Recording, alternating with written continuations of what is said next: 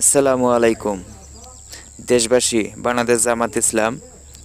তো দাড়িপাল্লাটা ঝুলাইছি, দেখতেছেন। দাড়িপাল্লাটা ঝুলানোর কারণে কালকে আমাকে আসিয়ে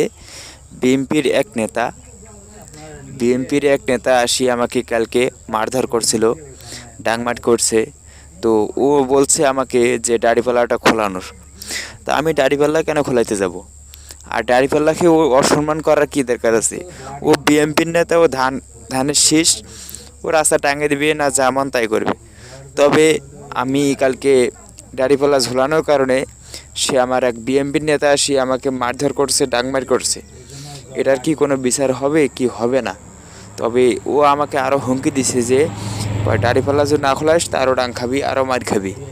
তা এটার কি কোনো প্রতিবাদ, কোনো বিচার, কোনো উপায় আছে? যদি থাকে তো অবশ্যই আপনারা দ্রুত ভিডিওটা শেয়ার করে সবাইকে জানার সুযোগ করে দেবেন